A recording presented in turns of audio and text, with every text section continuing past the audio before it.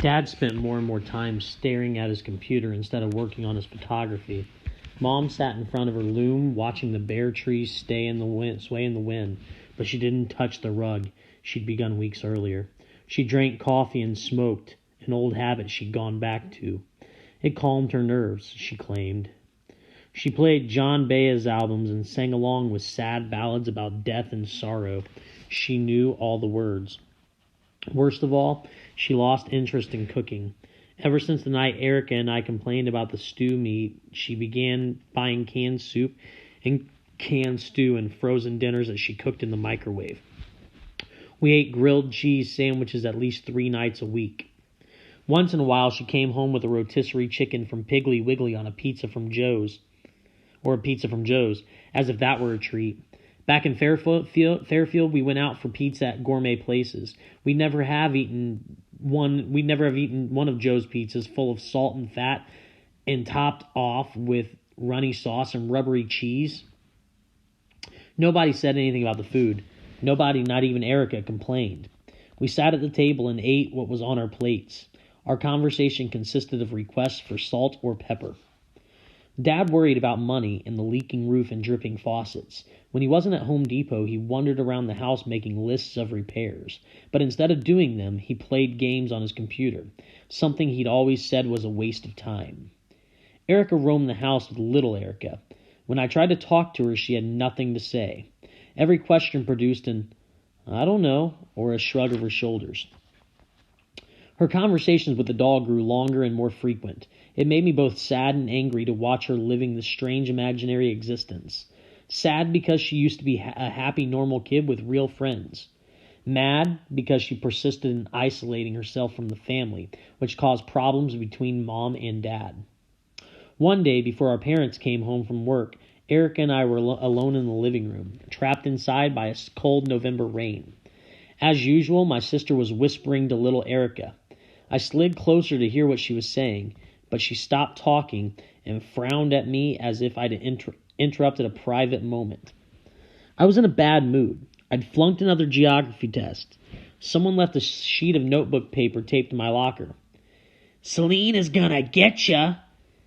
A boy named Caleb Rice tripped me in the hall and got a big laugh out of the kids who saw me take a tumble and drop all my books. "That doll can't hear a thing you say," I said crossly. "What do you know about dolls?" "What everybody knows. Everybody but you. They aren't alive." "Think what you want." Erica smiled as if she knew things I didn't. "Tell me one thing she can do that a real person does." "She listens to me. Nobody else does. She talks to me too. Nobody else does that either." "Prove it. Make her say something." "Little Erica only talks to me."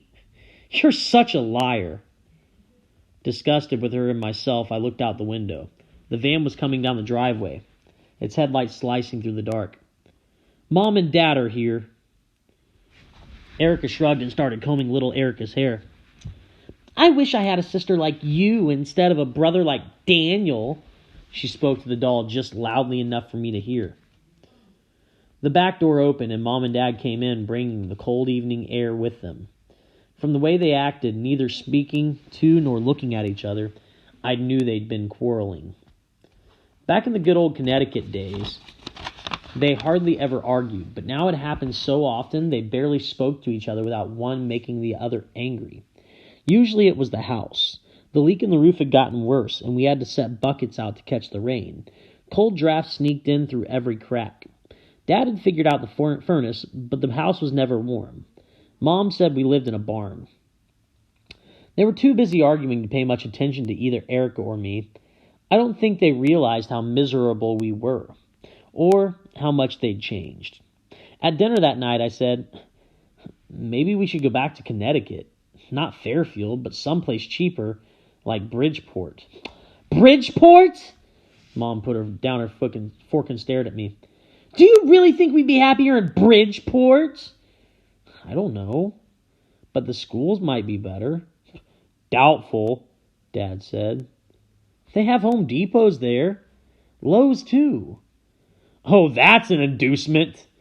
I could wear my nifty orange apron and show investment bankers where the restrooms are. Never mind. I left the table, only to hear raised voices behind me. Erica slunk past me and went to her room. The days passed, rushing us toward winter. The house got messier. Books piled up in odd places. Newspapers and magazines littered floors and tabletops. Dirty dishes sat in the sink until we ran out of plates, and then someone washed them. Nobody did the laundry until we needed clean underwear or socks. Dust balls collected under beds and furniture and in the corners of rooms. I spent more time in the woods. The weather was turning colder, and the tall trees rocked and swayed over my head, making that sad sound bare branches make when the wind blows through them. I could see the mountains now, ridge after ridge, blue in the distance. I didn't worry about getting lost. I always carried a compass in my pocket, but sometimes the woods scared me. Maybe it was the solitude. Maybe it was being in the presence of so many tall trees, but I'd find myself looking over my shoulder. I'd stop and listen. Branches sawed and scraped against each other. A twig snapped. The bushes rustled. I never saw anything, and I never told anyone. But sometimes I thought someone was following me. I'd think of the man, or whatever I'd seen on the edge of the woods that night. I'd never seen him again, but what if he was following me, watching me from hidden places, waiting for the right opportunity to what? To kill me? Kidnap me? Harm me in some way? I told myself not to be silly. It was just squirrels or birds rustling the bushes or the wind blowing high and lonesome over my head. But a little voice from a dark part of my mind kept whispering, what if it's something else? What if it's something dangerous? What if Brody wasn't lying about the things in the woods? One afternoon, I took the wrong trail and came out of the woods 2 or 3 miles down the road from our house. It was already late, and while I walked, the sun drooped below the top of the mountains. Soon I was stumbling alone in the dark, wishing I'd brought a flashlight, wishing I had a dog. I'd asked Dad if we could go to the animal rescue and get one, but he said we couldn't afford an extra mouth to feed. He looked so depressed. I never asked again.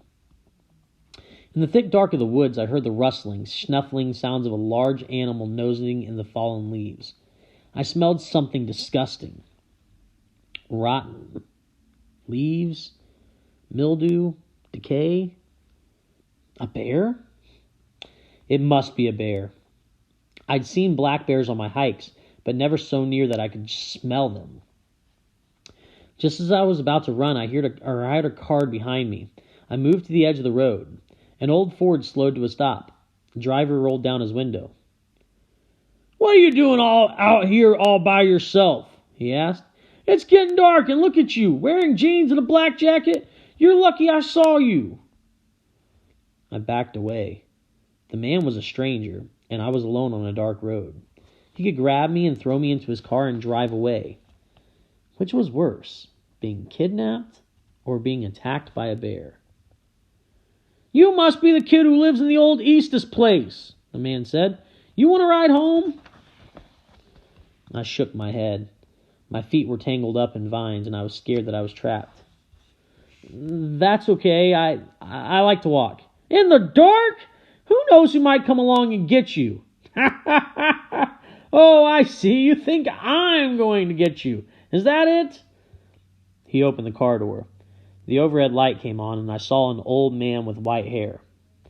"I'm Mr. O'Neill from up the road a ways. I know your dad, Ted Anderson. Nice fella. Helps me carry stuff to my car at Home Depot. Come on, get in before you get yourself run over." Mr. O'Neill looked harmless. He knew Dad's name and where he worked. "Thanks," I said, lurching out of the vines. I slid into the car. "What were you doing way out here?" he asked. "Hiking," I told him. "I took the wrong turn on one of the trails." "Well, lucky I came along. You can't catch me. You won't catch me traipsing around in the woods all by my lonesome. Hasn't anyone told you about Bloody Bones?" Bloody Bones? That's just a silly old story about a monster coming up the steps one at a time to get you. That's not the real story. Not by a long shot. There's a lot more to Bloody Bones than that. He peered at me. You ever come across an old, fallen down cabin up on a hill? My dad and my sister and I went there once. Dad took pictures of it. Well, that cabin once belonged to old Auntie. She was a conjure woman. You know what that is? A witch? He nodded. Well, old Auntie lived by herself, save for this big old razorback hog she kept as a pet. She took that mean, ugly critter with her everywhere she went. Some folks said the hog walked on its hind legs like a man, and I believe he did. He pulled into our driveway and let the engine idle. Well, one day old Auntie couldn't find her hog anywhere. She searched high, she searched low. No sign of him. So she got out her conjure pot and made a potion she could see things in. And you know what she saw? I shook my head. She saw this nasty old feller that lived up in the mountains. He'd been hunting razorback hogs. One of the hogs he caught was her pet. That sneaking, thieving rascal slaughtered all the hogs and skinned them and carved them of their meat and threw what was left in a heap. In that pile, old Auntie saw her hog's bald head and bloody bones, so she cast a spell to summon him back from the dead. His bones put themselves together and rose up on their hind feet. His skull jumped on top of the bones, and off he danced. On the way to the sneaking, thieving rascal's house, he got some claws from a dead bear, some teeth from a dead panther, and a tail from a dead raccoon. Mr. O'Neill paused to look at his watch. It's later than I thought. Guess I'll have to make a long story a mite shorter. The hog killed that lying, thieving rascal, tore him clean apart from with his panther's teeth, and ate him up. Then he dug his grave with the bear's claws and brushed the ground smooth with the raccoon's tail. He left that lying, thieving rascal's bones up there in the rocks all by himself. Folks round here say you can still hear him howling and moaning and screaming when the wind blows just right. Even though I knew it was just a story, one I'd heard around a campfire at Boy Scout camp, Mr. O'Neill had a way of making it sound real. The dark woods and the lonely road and the wind swaying the treetops added a lot to the telling. Or maybe it was because I was already half terrified, but the old man definitely had a knack for scaring people. Trying to hide my fear, I asked him what happened to the hog. Well, he dressed himself in that lying, thieving rascal's overalls and went home to old Auntie, raccoon tail and all. He paused a moment. From then on, he became known as Bloody Bones. There's not a child in this valley who's not scared of him. It's just an old story kids tell, I muttered, but my heart beat a little harder than normal at the idea of Bloody Bones. Suppose he was what I'd heard and smelled. What if he was just about to pounce on me when Mr. O'Neill came along and saved my life? And I tell you, Bloody Bones still roams the woods, Mr. O'Neill said. He's got a liking for human flesh when he ate that lying, thieving rascal. Oh, sure. I tried hard not to look past the headlights into the unknowable dark surrounding the car. If Bloody Bones hid in the trees, I didn't want to see him. Don't you sure me, son. Mr. O'Neill looked hard at me. To this day, people have a way of disappearing in these woods. He leaned across me and opened the door. You mind getting out here? I'm a little late for an appointment in town, or would you rather I drive you all the way home? I sat in the brightly lit car. The headlights faded into the night a few feet up the driveway. The woods were dark and the wind was blowing through treetops as bare as bones. Who knew what was out there? I walked pretty far today, I said in a low voice, and I'm really tired. Would you mind driving me to the house? Mr. O'Neill chuckled and said he'd be glad to. Seeing as how I was too tired to walk up the driveway, I could almost hear quotation marks around tired. When the car stopped at the end of the driveway, I saw my sister looking out the window at us. She held little Erica up so she could see too. "That your little sister?" I nodded. "She's a pretty little thing. Take good care of her, son. Don't let her go wandering off like..." His voice trailed off. "Like Celine?" "Oh, you heard that story, did you?" From Brody Mason. "He's a sad case, that boy. His mama died a few months back, and he and his daddy are having a hard time. No telling what he'll tell you, but in the case of Celine, it's the honest-to-God truth." "Did she really disappear?" "Yes, she did. No one found her. No one knows what happened to her." "Lord, that was 50 years ago." "Did you know her?"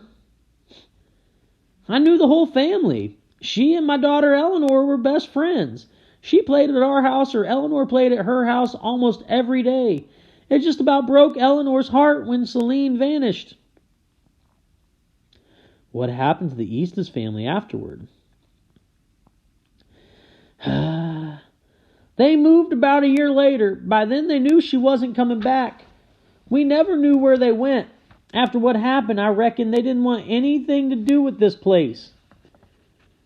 I had more questions, but Mr. O'Neill looked at his watch and said, "Time for me to hit the road, son." I got out of the car. "Thanks for the ride." "Glad to do it. Say hi to your dad for me." When I opened the kitchen door, Mom asked who brought me home. "Mr. O'Neill, he knows Dad." "He's a nice fellow," Dad said. "I enjoy talking to him at work." Mom frowned at me. "What have I told you about taking rides with strangers?"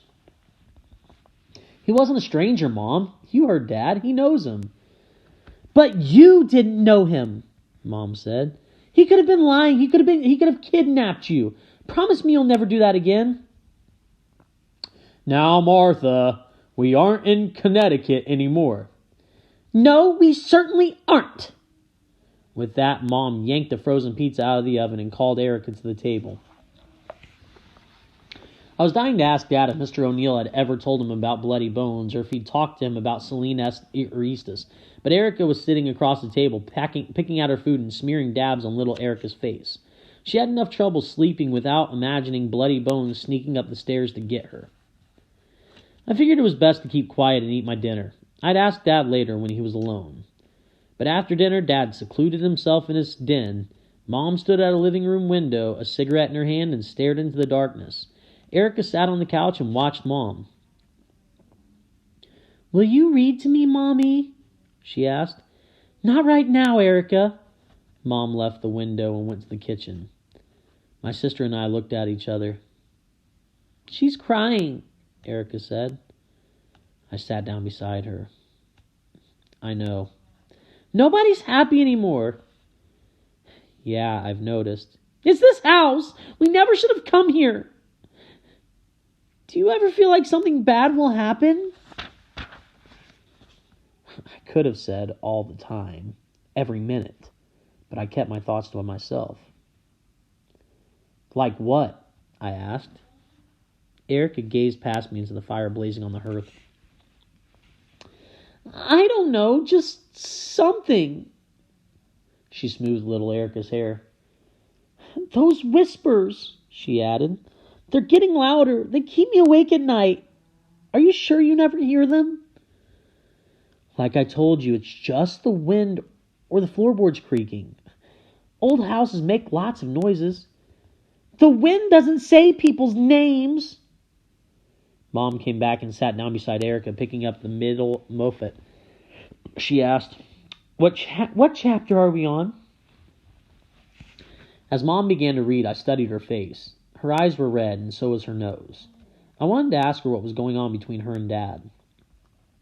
Were they getting divorced?